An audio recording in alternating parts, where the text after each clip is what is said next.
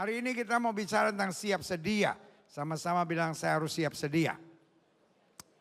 Jadi sepanjang tahun ini kalau sudah mau memahami apa sebetulnya visi yang Tuhan berikan kepada gembala, apa artinya siap sedia. Karena saya khawatir, karena kemarin kita baru bahas seluruh kitab Wahyu, pembahasan tentang 33 pelajaran penting dalam kitab Wahyu.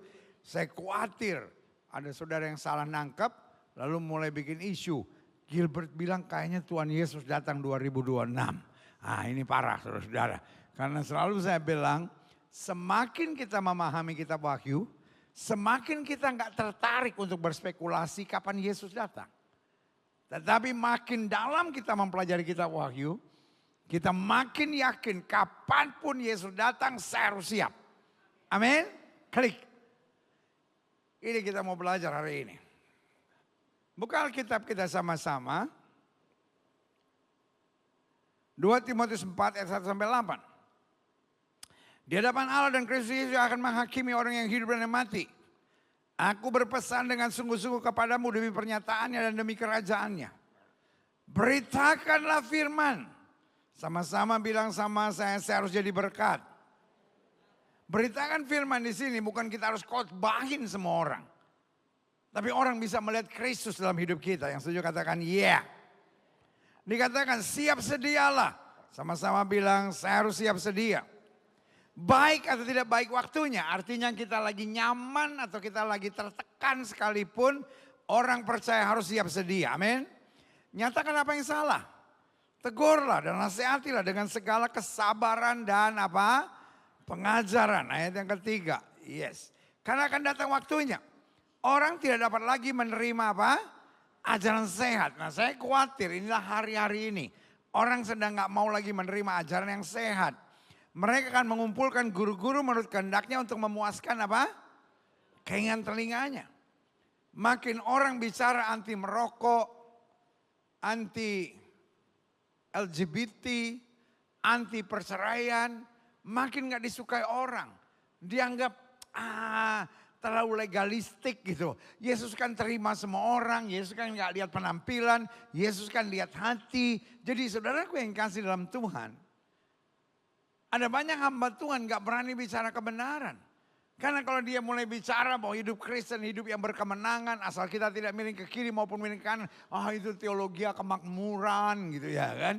Ketika orang mulai bicara hidup Kristen harus suci, harus lurus, harus benar, itu terlalu legalistik ya kan. Ketika seorang hamba Tuhan mulai bilang kita nggak bisa main-main dengan Tuhan. Aduh ini terlalu tidak bertoleransi, tidak mau terima orang lain. Tapi hari ini saya mau bilang Alkitab sudah menubuatkan karena akan datang waktunya orang tidak lagi dapat menerima apa? Ajaran sehat. Mereka akan mengumpulkan guru-guru menurut kehendaknya untuk memuaskan keinginan telinganya. Mereka akan memalingkan telinganya dari kebenaran dan membukanya bagi dongeng. Terjemahan aslinya bilang membuka telinganya bagi sensasi-sensasi. Saya percaya firman Tuhan bukan sensasional. Saya percaya firman Tuhan ya dan amin. Amin.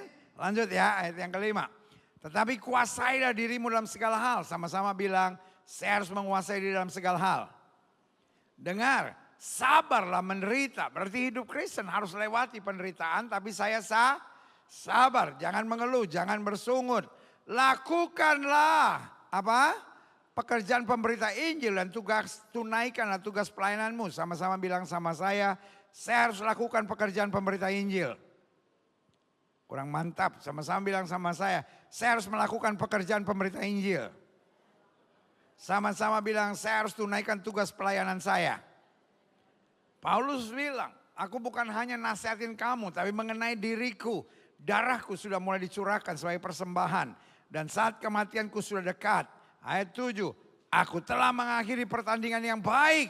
Aku telah mencapai garis akhir. Aku telah memelihara iman. Setiap jemaat baik yang di gereja maupun di rumah masing-masing. Doa saya. Setiap saudara dapat berkata. Aku telah mengakhiri pertandingan yang baik. Aku telah mencapai garis akhir. Dan aku telah memelihara iman. Klik. Ayat 8. Sekarang Buat mereka yang telah memelihara iman, tersedia bagiku mahkota kebenaran yang akan dikaruniakan kepadaku oleh Tuhan, hakim yang adil pada harinya. Tapi bukan hanya kepadaku, maksud Paulus bukan hanya kepada dia, melainkan juga kepada apa? Semua orang yang merindukan kedatangannya. Terjemahan aslinya bilang kepada semua orang yang dengan siap sedia merindukan kedatangannya. Yang setuju katakan siap sedia. Klik. Satu perikop penting lagi, kalau tadi kita bahas tentang Paulus, sekarang kita bicara tentang Petrus. Dan siapakah yang akan berbuat jahat kepada kamu jika kamu rajin berbuat baik? Jadi artinya, Petrus tidak bilang siapakah yang berbuat jahat kepada kamu jika kamu berbuat baik. Tapi rajin berbuat baik. Artinya apa? Berbuat baik yang tidak ada henti-hentinya. Kita berbuat baik, orang akan buat jahat sama kita akan berbuat baik lagi. Dia akan berbuat jahat lagi, kita berbuat baik lagi. Alkitab bilang siapakah yang akan tetap berbuat jahat terhadap kamu jika kamu rajin berbuat baik. Nah Petrus bilang, tapi sekalipun kamu harus menderita juga karena kebenaran, kamu akan berbahagia. Sama-sama bilang sama saya, kalau saya menderita karena kebenaran, saya akan berbahagia. Sama-sama bilang, kalau saya harus menderita karena kebenaran, saya akan berbahagia. Sebab itu janganlah kamu takuti apa yang mereka takuti. Orang sekarang takut miskin, orang sekarang takut dibully, orang sekarang takut difitnah. Tapi bukan itu yang kita takutkan. Karena kita percaya masih ada Tuhan. Sama-sama bilang masih ada Tuhan. Janganlah gentar. Tapi kuduskanlah Kristus dalam hatimu sebagai Tuhan. Dan siap sedialah.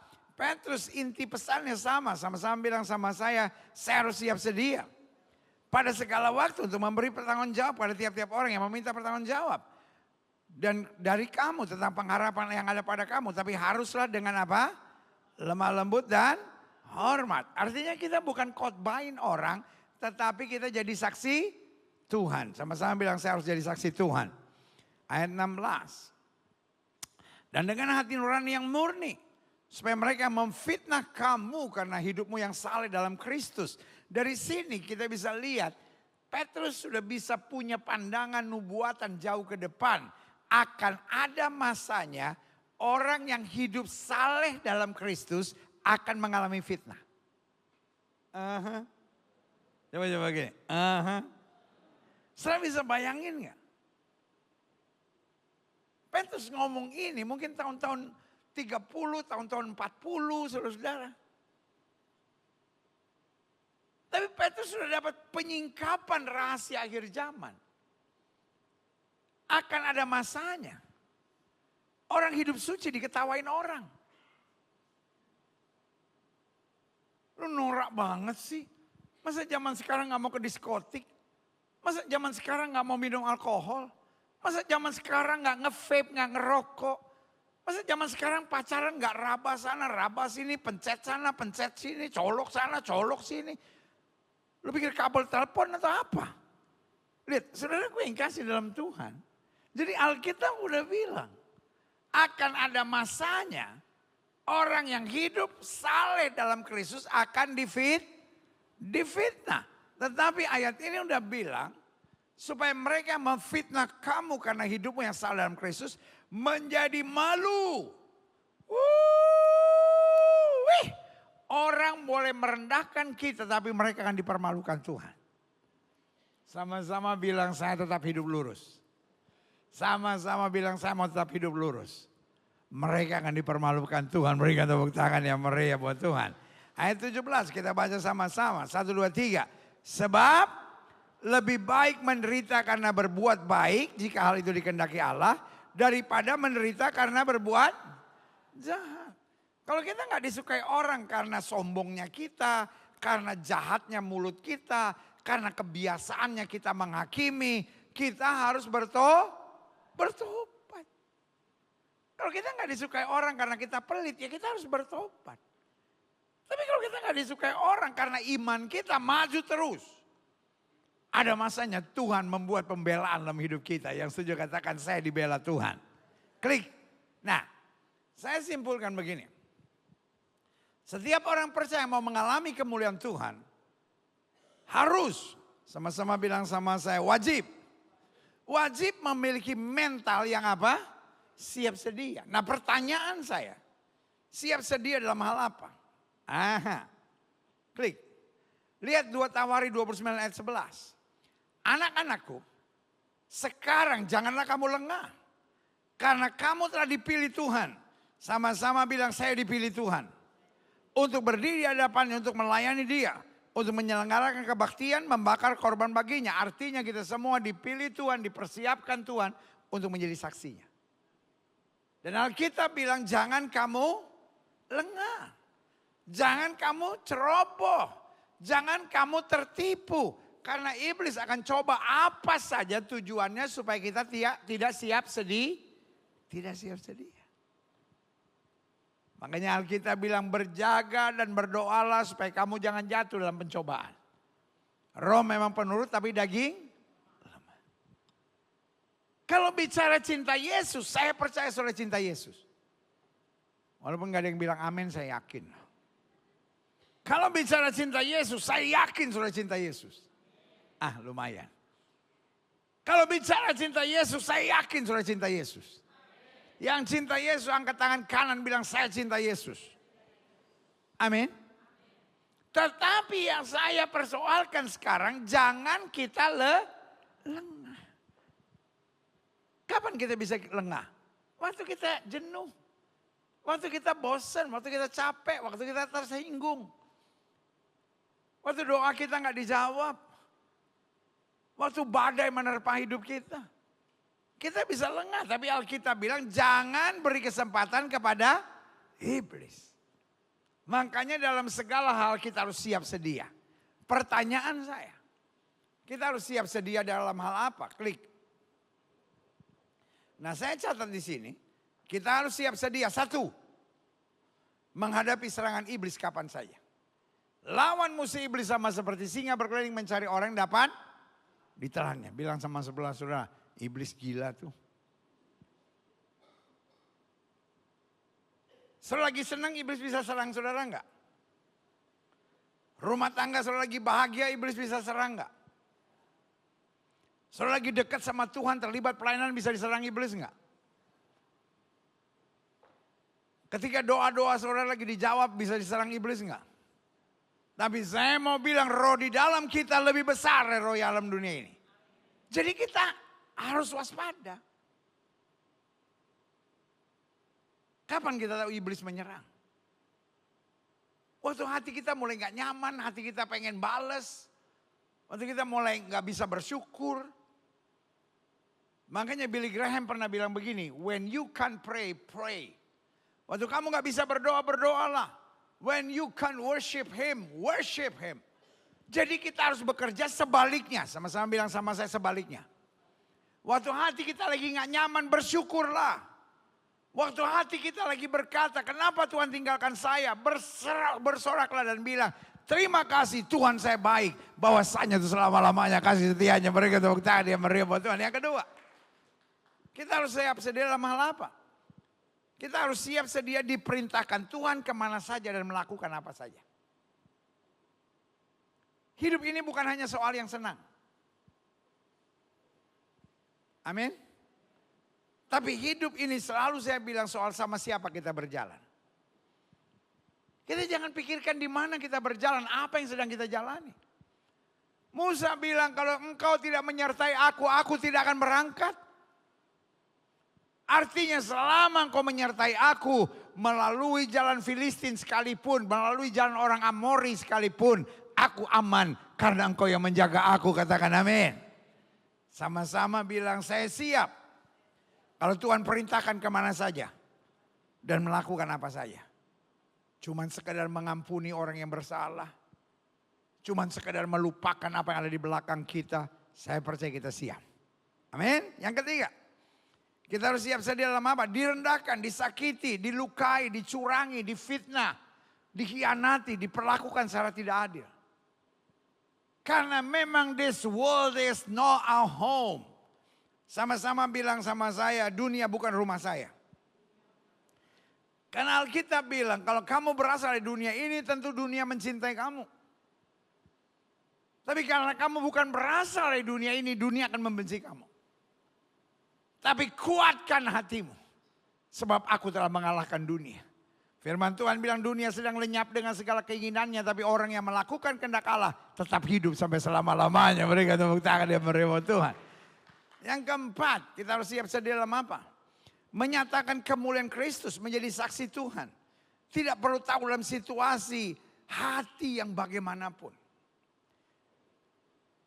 Satu kali Yesus marah. Dia masuk ke bait Allah, dia bongkar semua penukar-penukar uang, segala penjual-penjual merpati, dia bongkar. Tapi kemudian bersamaan dengan dia marah, orang-orang membawa anak-anak kepada yang untuk didoakan. Orang-orang membawa orang-orang sakit untuk didoakan. Bu, Pak, halo, masih ada orang di sini? Puji Tuhan. Orang membawa orang sakit untuk didoakan. Apa yang Yesus bilang? Nanti aja, aku lagi emosi. Betul begitu saudara? Saudara bayangin gak kalau saudara lagi marah, tiba-tiba ada orang minta doain. Kemudian besok aja balik. Tapi Alkitab berkata, Yesus memeluk mereka, mendoakan mereka dan mujizat terjadi. Artinya apa? He is not an emotional God. Tapi dia siap sedia menyatakan kemuliaan Bapa, berikan tepuk tangan yang meriah Tuhan. Amin. Jadi apapun yang terjadi, kita harus menyatakan kemuliaan Kristus, tidak perlu tahu dalam situasi hati bagaimanapun. Mau saudara dikhianati, tetap yakin saya anak Tuhan. Cara saya bertindak, cara saya menghadapi masalah. Harus cara-cara. Saya padahal udah yakin dari rumah semua pasti bilang cara-cara sorga gitu. Ini enggak semua. Kenapa liburan kemarin banyak makan yang manis-manis ya? Saya udah bilang kebanyakan makan yang manis, otak lambat. Dari mulutnya kebanyakan buka aja saya udah tahu berapa gram manis yang dia udah makan. Saya ulangi sekali lagi. Dalam menghadapi apapun cara-cara kita harus cara-cara sorga. Kenapa? Kita warga kerajaan sorga. Berikan tepuk tangan yang meriah buat Tuhan. Klik. Selanjutnya saya catat. Pertanyaannya bagaimana kita menyiapkan diri. Saya lihat ada 5 langkah sederhana untuk kita menyiapkan diri. Saya mau saudara ngerti hal ini. Klik. 1. Mengenakan seluruh perlengkapan senjata Allah. Ketopong keselamatan kata Alkitab, berbaju zirahkan kebenaran, berkasutkan kaki merelakan kasut rela memberitakan Injil. Amin. Dengan pedang roh. Sama-sama bilang saya harus memakai perlengkapan senjata Allah. Apa artinya saya harus memakai perlengkapan senjata Allah? Dalam pemikiran saya, dalam hati saya, mentalitas saya, hidup ini adalah peperangan. Amin. Jadi iblis akan cari sisi-sisi kosong. Iblis akan cari celah-celah untuk dia coba masuk. Tapi kalau kita melengkapi diri kita dengan seluruh perlengkapan senjata Allah. Buat saya, kapan kita tahu kita memperlengkapi diri dengan senjata Allah? 1, waktu dalam segala hal kita tetap bisa berdoa. 2, dalam segala hal kita bisa mengucap syukur. 3, dalam segala hal kita punya beban. Supaya orang melihat kehidupan kita dan memuliakan Kristus. Katakan amin. 2, bagaimana kita menyiapkan diri? Penuhi hati dan pikiran kita dengan firman Tuhan. Kenapa dari gereja ini berdiri? Kita selalu siapkan renungan harian setahun. Bahkan kita juga siapkan program semanggi, semangat pagi. Setiap pagi saya menyampaikan firman Tuhan buat saudara. Karena buat saya, hidup ini asik kalau firman Tuhan menguasai kita. Karena janji firman Tuhan, kalau kamu tinggal dalam aku dan firmanku tinggal dalam kamu, minta apa saja. Jemaat Gereja Bethel Indonesia Global Fellowship Center tidak ada alasan untuk berkata, aduh saya kalau baca Alkitab gak ngerti. Karena kalau saudara buka YouTube channel Gereja Bethel Indonesia Glow Fellowship Center atau Gilbert Lumoindo, setiap hari ada firman Tuhan yang dikupas buat setiap saudara. Dan kita bahasnya sistematis, mulai dari Matius, mulai dari Mazmur. Mazmur sudah selesai, Amsal sudah selesai, sekarang sedang bahas perjanjian baru. Matius, Markus, Lukas, Yohanes sudah selesai, sekarang kita masuk Kisah Rasul. Tapi bukan hanya itu. Saya siapkan juga bukunya. Karena buat saya, setiap orang bisa menghadapi hal-hal yang berbeda-beda. Tapi kalau firman Tuhan di dalam kita, apapun yang terjadi, kita lebih daripada orang-orang yang menang. Berikan tepuk tangan yang meriah buat Tuhan. Yang ketiga, bagaimana kita menyiapkan diri? Yaitu menjaga motivasi hidup kita agar tetap pada kehendak Allah. Kolose 3 ayat 23 berkata, lakukan segala sesuatu seperti untuk Tuhan. Kalau kita lakukan segala sesuatu untuk Tuhan, pertanyaan saya, kira-kira ada celah untuk mengeluh enggak? Ada celah untuk bilang Tuhan saya capek enggak? Ada celah untuk bilang Tuhan saya sibuk banget Tuhan. Tuhan saya enggak kuat. Kalau Yesus siap kerjakan apa saja buat kita sampai mati di kayu salib, kita harus punya mental, saya siap kerjakan apa saja buat Yesus. Bu, kalau ibu mikir mesti nyiapin kopi, nyiapin sarapan buat suami yang menurut ibu gak baik-baik amat, pret. Tapi kalau ibu lakukan segala sesuatu seperti untuk Tuhan, semuanya jadi indah. Amin. Kadangkala anak-anak bisa mengecewakan. Kadangkala orang tua bisa gak sabar. Tapi kalau kita pikir ini anak-anak adalah titipan Tuhan di tangan saya. Apapun yang terjadi saya tetap akan lakukan yang terbaik. It's not about your child itself. Bukan soal anakmu, bukan soal kerjaanmu, bukan soal suamimu, bukan soal istrimu. Saya melakukannya bagi Tuhan dan kemuliaannya. Kalau kita cuma sekedar ngerjain pekerjaan kita, lama-lama bisa capek. Tapi kalau kita sadar, my work is my ministry. Gereja kita tidak pernah memisahkan. Ada jemaat awam, ada kaum rohaniawan. Ada pekerjaan rohani, ada pekerjaan rohana. No. Gereja kita percaya setiap kerjaan apapun yang kau kerjakan. Kau seorang politisi kah, kau seorang dokter kah, engkau seorang polisi kah, engkau seorang apapun kerjaanmu. Buat saya that is your ministry. Amin. Dan saya percaya pekerjaan apapun yang kita jalani dengan tulus hati dan berserah pada Tuhan, Tuhan akan pakai, Tuhan akan menyatakan kemuliaannya, dan Tuhan akan berkati saudara di situ bagi kerajaannya. Berikan tepuk tangan yang meriah buat Tuhan. Lanjut, yang keempat, bagaimana kita menyiapkan diri? Sadari kita lemah. Kita tak berdaya, tidak punya apa-apa tanpa Kristus. Jadi setiap pagi kita tidak akan berani turun dari ranjang sebelum kita berdoa. Kita nggak berani ambil keputusan sebelum minimal 1 menit kita tundukkan kepala dan kita bilang, Lord, leads me. Tuhan tuntun saya. Tuhan bimbing saya. Tuhan arahkan saya. Banyak orang jatuh bukan karena lemah. Banyak orang jatuh karena terlalu pede. Saudara pernah perhatikan nggak? Tabrakan-tabrakan parah di jalanan.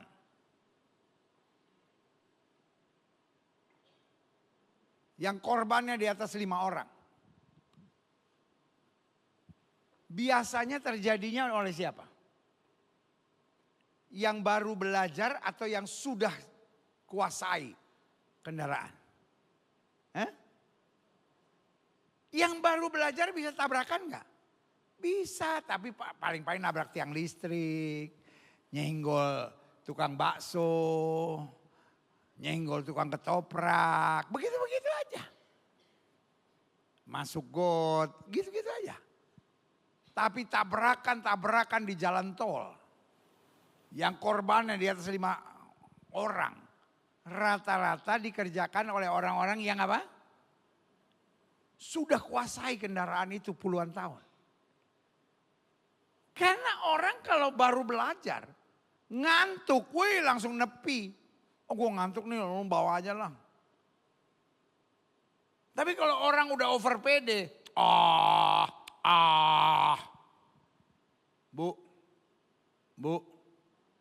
Bu, tahu nggak hal yang paling menyebalkan suamimu, Bu? Kalau ibu dikasih tahu terus jawabannya gini, Pak, Bapak tahu nggak hal yang paling menyebalkan buat istri Bapak? Kalau dikasih tahu terus Bapak jawab gini, Bu, ada suami yang kalau ditegur suka bilang gitu nggak? Pak, ada yang istrinya kalau ditegur jawabnya gitu nggak gitu. Ada nggak? Gue lama-lama curiga loh. Kayaknya makin yakin gue, kayaknya Gilbert pasang CCTV di rumah gue nih. Kok dia tahu kejadian-kejadian?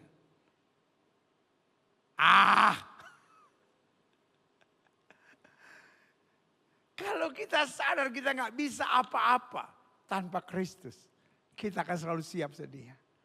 Tuhan jangan jauh daripada kau. Kalau Tuhan jauh aku jatuh. Tapi kalau Tuhan dekat dengan aku lihat kemuliaannya. Berikan tepuk tangan yang meremot. Tuhan lanjut. Bagaimana kita menyiapkan diri dengan tetap berjaga dan berdoa. Karena kita sadar roh memang penurut tapi daging lemah. Klik yang terakhir. Berkat yang kita dapatkan jika kita bersiap sedia dalam segala hal. Ini dia.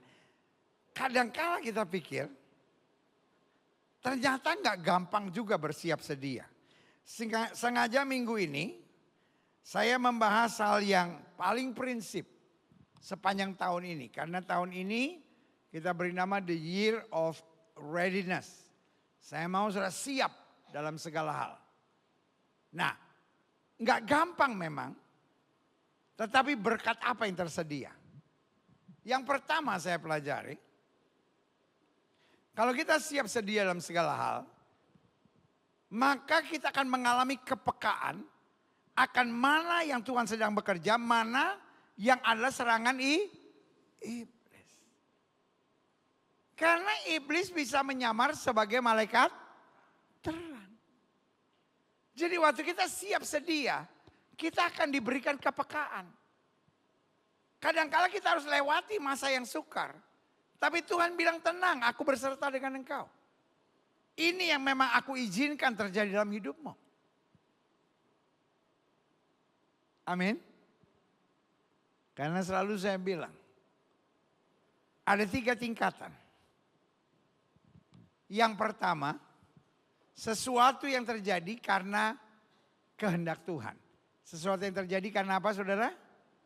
Kehendak Tuhan. Tapi yang kedua, ada hal-hal yang terjadi karena sama-sama bilang sama saya, Tuhan izinkan.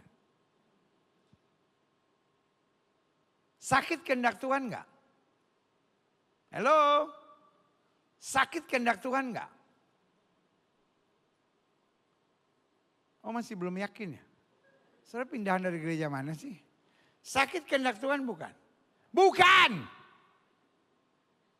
Tapi kadangkala sakit diizinkan Tuhan. Karena lu jarang tidur. Sampai malam masih nonton film Korea. Bangun pagi-pagi udah gosip sama orang. Tuhan izinkan supaya kita robah tuh kebiasaan-kebiasaan buruk kita. Yang pertama apa? Kehendak Tuhan. Yang kedua, diizinkan Tuhan. Tapi yang ketiga, dibiarkan Tuhan. Bukan diizinkan. Enggak semua masalah adalah kehendak Tuhan, gak semua masa diizinkan Tuhan. Kalau sampai istri saudara minta cerai, itu kehendak Tuhan gak? Itu diizinkan Tuhan gak? Kadang-kadang itu dibiarkan Tuhan. Karena memang lu laki yang gila gitu. Lu laki yang ngaco gitu. Dan kalau Tuhan gak biarkan itu terjadi, gak berubah-berubah. Jelas gak sampai di sini? Itu sebabnya kita perlu siap sedia. Supaya kita menjadi orang yang peka. Kalau ini kehendak Tuhan, saya harus maju. Saya harus setia, saya harus bertahan. Tapi kalau ini serangan iblis, saya harus lawan. Roh di dalam saya lebih besar roh yang ada di dunia ini. Katakan amin. Yang kedua, berkat yang kita dapatkan jika kita bersiap sedia dalam segala hal, yaitu diberikan kejelian untuk melihat kesempatan ketika Tuhan sedang buka pintu.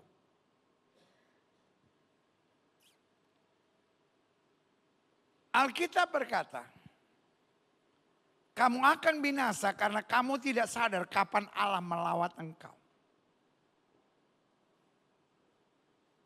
Kadang-kala bukan Tuhan gak berkati kita.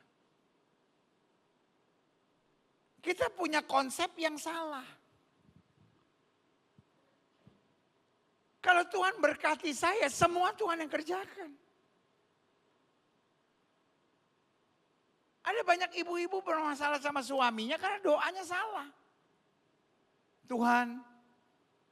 Tuhan urus suami saya. Loh, gajinya lu yang ambil, Tuhan urus. Ya gak beres dong. Kita harus punya kejelian. Ketika Tuhan buka pintu, masuk. Amin. Ketika Tuhan sedang buka jalan, kita tahu this is the way of the Lord. Ini adalah jalannya Tuhan. Kadang-kala Tuhan udah buka jalan, kitanya ambiar saudara-saudara. Kitanya tidak pernah sadar ini jalan yang dibuka oleh Tuhan. Sama seperti saya bilang kan. Ungke kebanjiran.